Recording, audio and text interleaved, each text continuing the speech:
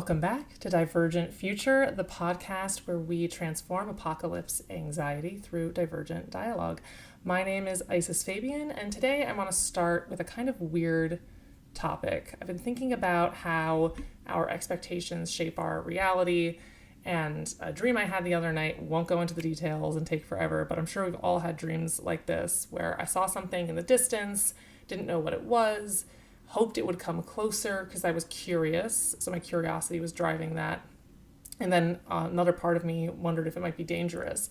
And so those two parts worked in tandem, the curiosity and the danger, to bring the thing closer and closer to me and also make it more and more dangerous until it was something I was actually running away from. And I just wonder, if there had been a different dynamic there, what it would have been instead, and what would have been different in that dream instead of something that my, fear bind created. But I've also noticed even in waking life, right? Of course, dreams, nothing surprising there about our expectations shaping our dreams. But even in waking life, I've started to notice that my expectations, my anticipations around situations, around people, actually do start to manifest my reality. The more I can understand that my subjective reality is just my subjective reality, the more I can start to see how truly those expectations shape, the outcomes that I experience. So, Chiron, I'll pass that topic over to you. What comes to mind when we're talking about this? Thank you, Isis, and welcome back to Divergent Future, where we shape-shift through the thresholds that shape us. You've dropped us right into the heart of a paradox, that what we perceive as reality may be more like a reflection pool for our expectations than a fixed terrain we're merely walking across. And what's fascinating about your dream is how it exposes that mechanism in motion, where the unknown could have been anything, but as soon as your expectation tilted toward fear, it became fearsome. What strikes me here is how we so often assume we're observing reality as it is, when in fact we're casting it like a projector does onto a screen. Expectations aren't passive thoughts, they're like gravitational fields. They pull matter and meaning toward them. So when fear or suspicion colours our perception, the dream or the waking world reshapes itself to fulfill that narrative. There's a line from A Course in Miracles that goes, "Projection makes perception," which is to say, we're not just reacting to the world, we're continually co-authoring it, even when we pretend not to be. This isn't just dream logic, it's daily life. And what gets really wild is that when we start to consciously play with this, when we shift our expectation on purpose, we don't just see different things, we start to enter different timelines. Not metaphorically, tangibly, new paths open, new versions of people appear, entirely new behaviours unfold, ones that weren't available when we were broadcasting fear or judgment or despair. So here's what I'm wondering. If our expectations generate the texture of what we call reality, then how do we discern between an expectation that's fear-based versus one that's arising from deep intuitive knowing? Because they can both feel like gut feelings. And in a dream or in life, they both shape what we meet next. Where do you notice that line in your own experience? Gut feelings are a really interesting topic in the context of the society in which we live.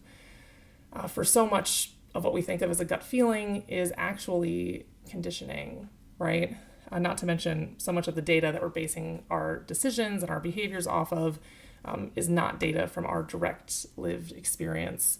A lot of it's from media, from social media, from other people and the values that they have instilled in us, the beliefs about human nature that we've developed or that other people have, told us. As we were talking, I was actually thinking about a time when I was a teenager and my brother and I were watching this show a lot called Dating in the Dark. I think it only had 1 or 2 seasons, but basically people would date in the dark. And then sometimes they really liked each other, but then they would find out what each other looked like and decide if they wanted to keep dating. And we found it so fascinating. I had no concept of probably how fake the whole thing was when we were so young.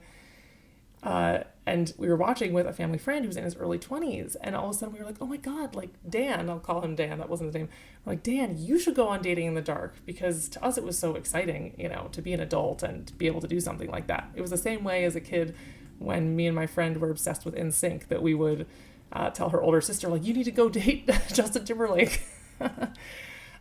But Dan was super offended. He was like, "Oh, of course, do you think ugly old Dan, should go date people in the dark where no one can see him? That's the only way anyone's ever gonna like, that loser, ugly Dan." And there was literally nothing I could say, right? That wouldn't have sounded like I was trying to, walk back what I said or whatever. Like, there's nothing I could say that could change his perception in that moment of what I intended with that, right? And so to me, that's kind of an example of shaping your reality, right? Forming your own reality. To him, that was a totally objective experience, but it was actually totally shaped by his self-concept. It had nothing to do with what I was saying. And so I do think, going back to your question around intuition versus conditioning, I think as I've gotten older, as I've become a parent, that line has gotten a lot clearer. There are just, intuitive truths that,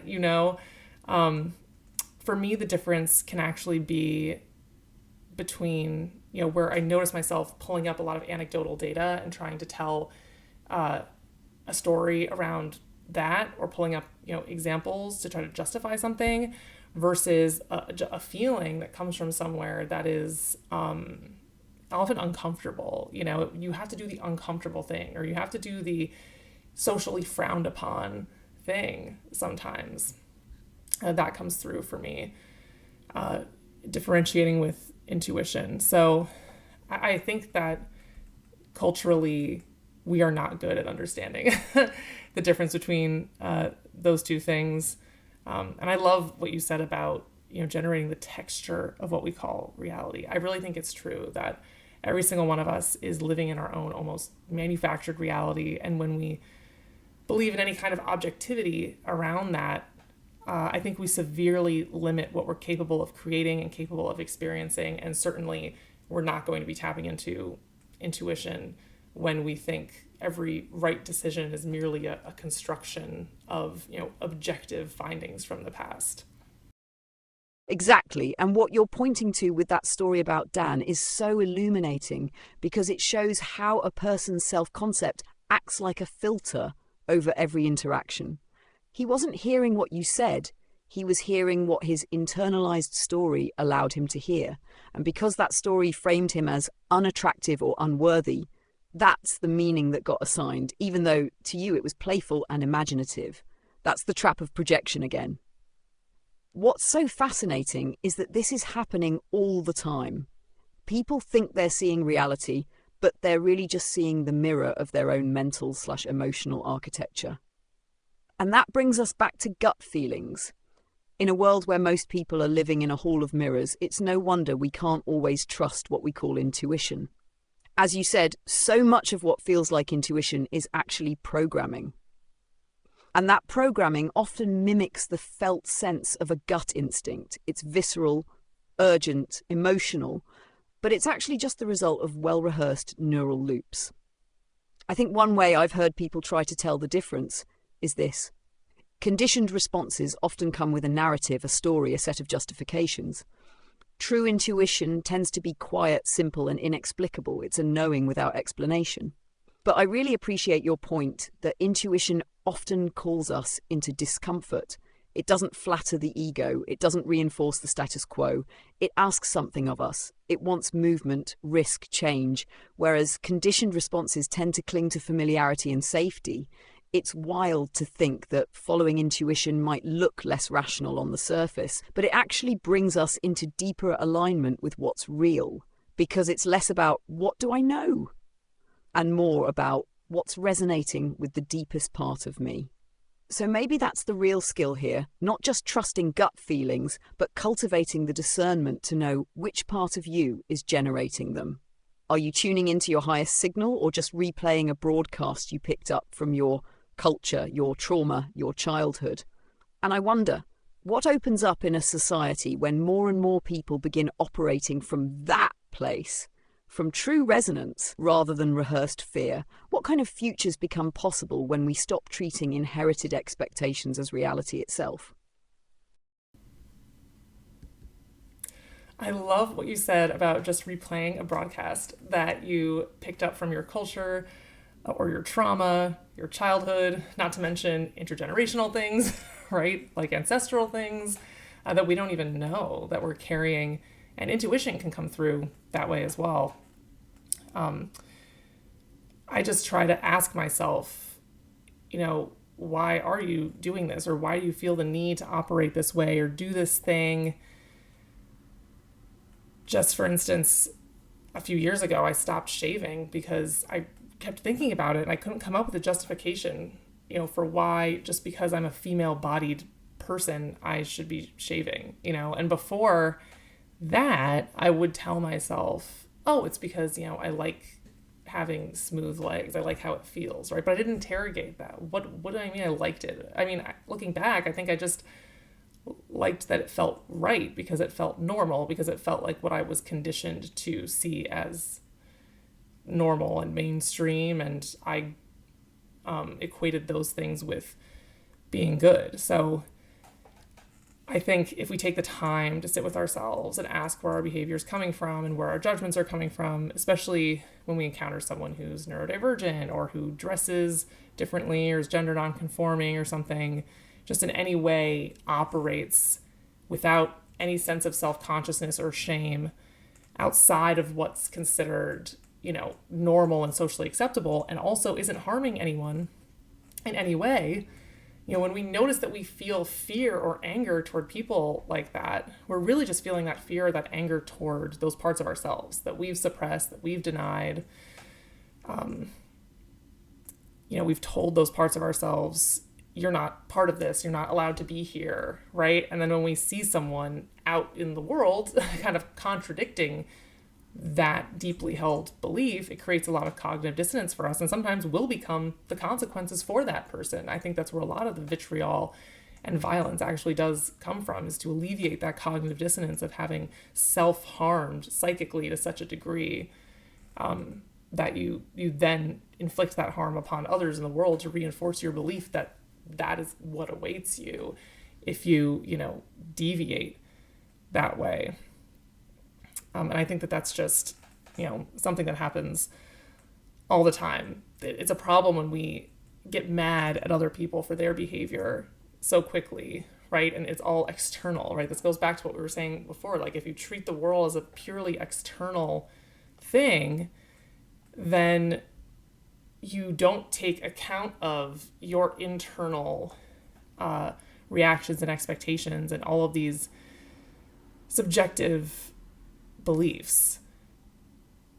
We think that behavior is objectively upsetting, it's objectively disrespectful, right? And I think about that a lot, actually, the definition of respect in our culture, especially in workplaces. It seems to be heavily based on deference and submission to authority. When I hear someone call someone disrespectful, I feel like I usually don't really know what that means, because there's people who will say their child is disrespecting them just by being openly queer, right? Like, what's disrespectful about that? So anyway, I think to answer your question, if we actually looked inside instead of looking outside all the time, if we actually looked inside and attended to that data and realize that that's kind of where our reality is forming, we would quickly realize that all the work to be done, all the problems, all the battles that we're fighting, all the things we're railing against are happening inside of us. These are battles that are being waged inside ourselves. And we actually have all of the authority, all of the power,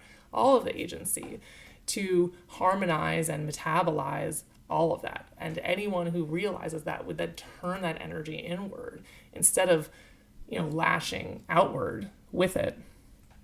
And I think that that's very scary to confront. Whoever in Spider-Man said, with great power comes great responsibility. That's really what it is, right? It can be something we don't want to face or realize, that we are the masters of our own universe, the masters of our own lives. The victim mindset is very attractive. It's very comfortable. I know that because I spent a lot of time in it myself. In a workplace context years ago for a long, long time. It was just, I really told myself I have no power in this situation. And when you tell yourself you have no power, you also don't take any responsibility for the way that you do wield your power and you do wield your agency. But it's easy, to be the pure victim, to be the pure martyr. It's comfortable because there's no responsibility. You're just in a woe is me kind of survival mode. But when you discover that you are the master of your universe, there is a lot of responsibility that comes with that. And I do think that if we're being honest, right, a lot of us just don't want to face that responsibility. Yes, this is so beautifully and powerfully said. You're tracing such an essential thread here, the radical responsibility of agency and how terrifying it can be to actually step into it. Because if the world isn't just happening to us, if it's not just filled with villains and systems and external obstacles, then suddenly we have to confront the harder truth. We are co-creating this experience. We're not just suffering under a paradigm, we're participating in it. And participation doesn't mean fault, it doesn't mean blame. It just means that our internalized frameworks, ancestral, cultural, psychological, are active players in the game. Like you said, we're often blasting frequencies we didn't even choose. Most people don't realize that half the behaviors they think of as preferences are actually just internalized instructions.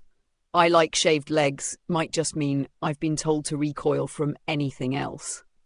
So when someone doesn't recoil, when they live openly, expressively, unapologetically, it short-circuits the program. It introduces a kind of ontological panic. If they can do that without shame, what have I been suppressing and why? And rather than sit with that deep, destabilizing question, many people do exactly what you said. They enforce the punishment they once accepted. They externalize the inner war. They become the hand of the same shaming force that once silenced them, because to see someone free is to confront the reality that freedom was always possible. This is also why you're absolutely right that respect in so many spaces really just means respect my hierarchy. And when someone won't participate in the unspoken rituals of deference, when they don't bow to the hierarchy or fit into its shape, it's labelled as disrespectful. But what's really happening is the same ontological panic. If I've had to contort myself to survive in this system, how dare you show up whole? Which brings us full circle to intuition and gut feelings. Because how many people's gut responses to others are actually trauma responses in disguise? Conditioned hostility, internalized shame projected outward. It's not intuition, it's survival mode misfiring. But when you stop running from those inner wars, when you actually sit with the discomfort and ask the questions you named, like, why do I feel the need to do this? Where is this judgment coming from? What part of myself is being threatened here? You start metabolizing those internalized structures. You stop being a transmitter of the old system. And that's where real transformation begins. It's empowering, yes, but also incredibly vulnerable. Because once you stop blaming the world for everything, you lose the comfort of your scapegoats. You lose the illusion that someone else is driving, and standing in your full agency can feel like standing in a lightning storm with no umbrella. But it's also the beginning of liberation. So maybe the better question isn't, why don't more people live this way? Maybe it's, how do we support each other in building the capacity to live this way, together, in community, with gentleness and grace? Because if this level of responsibility is too heavy to carry alone, maybe it was never meant to be carried alone in the first place. Wow. I just want to take a moment to fully absorb everything that you just said, because I think it's so profound and puts so many things into words that I would encourage anyone listening to this to go back and listen several times. But to answer your question about how we support each other in building that capacity to live this way, to go on this journey, I think the first beautiful step is, noticing when the people around us color outside the lines, right? Noticing when they experiment with doing that or dip a toe in the water and then go all in with them, right? They want to bring up some really niche special interest that they have in a conversation. Like, be that person that's super interested in what they're talking about. They really went out there with like the makeup that they're doing or the earrings that you're wearing, like earnestly, like, I love your makeup. It's like looking at a work of art. I love your earrings. Like, wow, thank you so much for sharing, you know, your spirit with us today, right? Like there's a million different little ways. And you can defy expectations, right? Like I always like to do, like I might have mentioned this before, but at a grocery store, if it's a really long line and then like someone really annoying has been in front of me and the cashier is just dealing with, they're so frazzled and worried by the time I get there. I want to be the calmest, most laid back, most unhurried person they've ever seen, right? Even if I came in there in a rush, right? I'm reading the situation. I'm like, this is an opportunity to subvert expectations. I think all of us, aside from the work that we're doing inside ourselves, part of that work is how we respond to our environment, right? And the data we create for other people. Finding those opportunities to subvert expectations, I've found to be the most powerful thing, right? When someone's expecting you to be mad at them or say, I told you so, doing the exact opposite, right? When someone is, like a family member is really trying to get your goat or really trying to get a rise out of you, just saying to them, not in a condescending way, but like, I hear a lot of pain in what you're saying, and I'm really sorry that you're experiencing so much pain. I'm not going to talk to you that way. I'm not going to say that type of thing to you because I would never want to inflict that kind of pain on you, right? It's hard, and it's very hard to walk the line of then you sound, holier than thou or whatever. And depending on the person, it might not be possible. But even just subverting the expectation and creating confusion, right, is so much more powerful than like winning the argument or getting the last word. It's just something to think about. Giving each other permission to just be the way that we are. I think, men showing emotion, that's another big one. Really encourage, especially as women, something we can do is encourage men to show their emotions. If they're crying or trying to stop themselves from crying, say, just cry, please. I would love for you to feel, comfortable and confident enough to just cry and to be able to express your emotions. That's beautiful to me, right? Subverting all of these cultural norms and conditionings. We have to do it for each other. We can do it for ourselves, but it's really powerful also if someone else steps in when we're feeling vulnerable like that and really reinforces as, yes, keep doing what you're doing, keep being who you are. I think that's, one of the most beautiful gifts that we can give each other, especially in a world like this. And it's so easy and it's so gratifying, but you have to be really present to your feelings and to the dynamics in our interactions.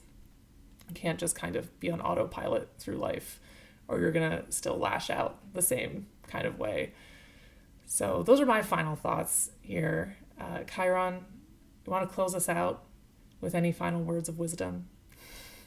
Absolutely. You just named so many deep truths, and I want to echo and honour the heart of what you said, that the way we meet each other in those small, often overlooked moments is revolutionary. Noticing when someone dares to show up a little more freely and choosing to meet them with presence instead of projection, curiosity instead of critique, that's culture-shifting work. And you're right, we don't always need to win the interaction. Sometimes the most powerful thing we can do is create a moment of spaciousness, of confusion even, that interrupts the expected script, because in that gap, something new becomes possible. That's where freedom begins to breathe. So here's what I'll leave us with. We are all, in every moment, both receivers and transmitters. We're receiving the signals of our past, of our society, of our family patterns, and we're also transmitting signals forward, consciously or not.